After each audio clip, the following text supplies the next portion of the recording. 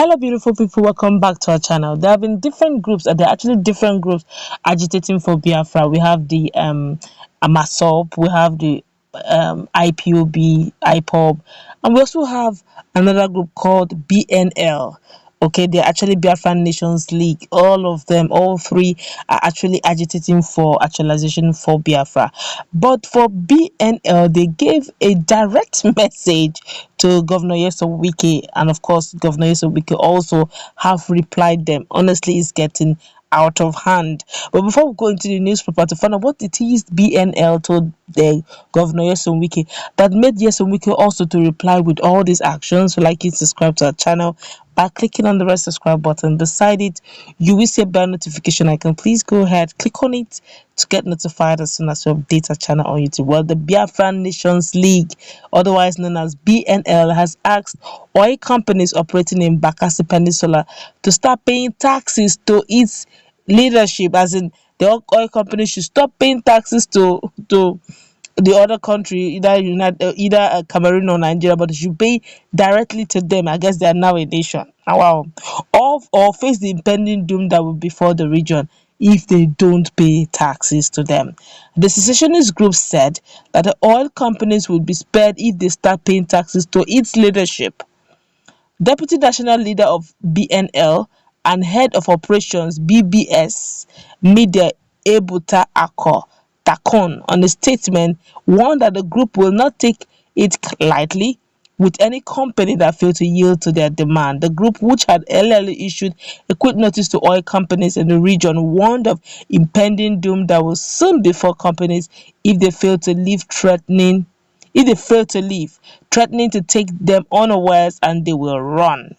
BNL further threatened to pull down billboards bearing Republic of Cameroon, that should be for Cameroon now, and Cameroon-controlled towns of Bakassi Peninsula. According to them, this is a way of sanctioning President Paul Biya for allegedly killing their supporters. And then the question now is, how does it now concern Governor Nyesom Wike? In a moment, you're going to find that out, as Governor Nyesom Wike also have replied to what they got to say. The Rivers State government has reinforced security at the Port Harcourt Correctional Center, as well as the various police stations in the city due to fears of possible attacks. Well, the reinforcement came after a group, Biafran Nations League (BNL), in the South region threatened to unleash mayhem on oil companies that were operating in Port Harcourt, the state's capital, and bring the state to its knees.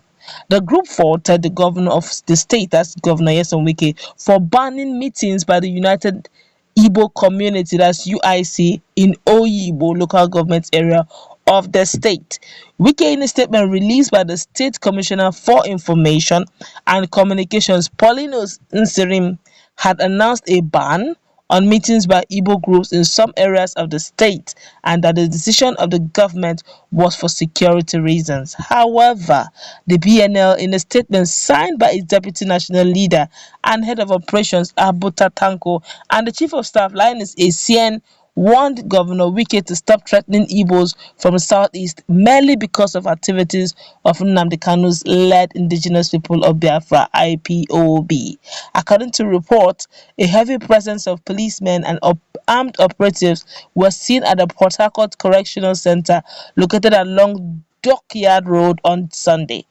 Also, along the road leading to Maximum Facility and the major entrance, security vehicles with the inscription Operation Stink were stationed with fierce-looking personnel, while vehicles passing through the area were subjected to checks.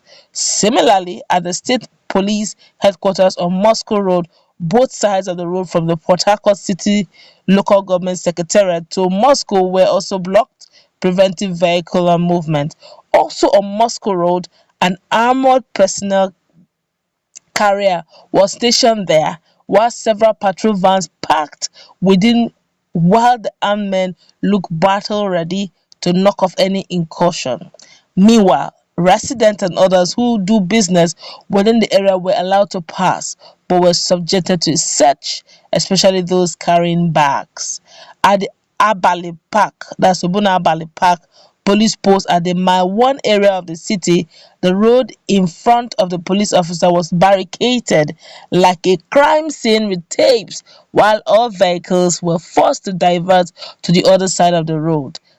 This comes after several attacks on the police and correctional facilities in the neighboring states like Imo State by unknown gunmen. That's UGM. But now the question now is, if you've ever been to Rivers State, you will understand why this particular move is necessary, one, and why also this particular move is going to impede on a lot of traffic. One of the cities in Nigeria notorious for traffic grade is Rivers and Lagos. They are, when I say notorious, you can practically sleep in the traffic jam. You can even buy food. You can cook, those who cook indomie on this traffic can cook indomie and eat. Is that bad?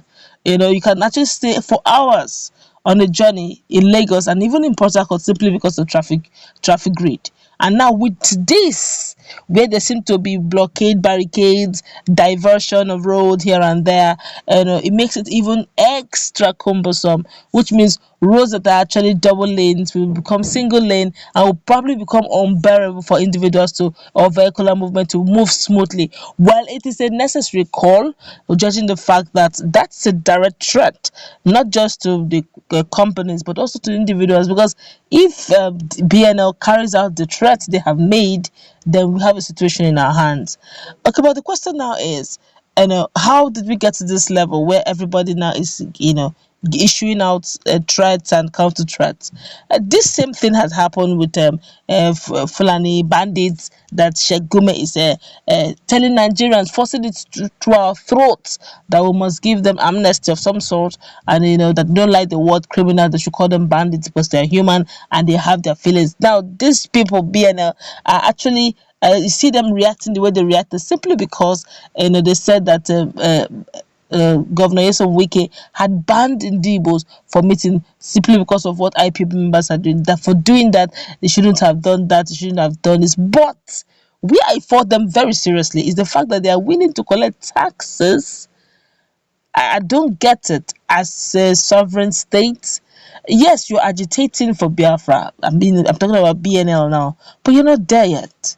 And now demanding for taxes. Well, now the companies are torn between paying taxes to a group they don't know, they don't recognize by constitution, or paying taxes to the government who have recognized them. And now you now see that we actually have a situation in our hands. Propaganda won't solve this. Let all hands be on deck. How did we get to this level? With all the information going up and down, with one of our ministers allegedly being on the watch list by United States of America for activities done in the past.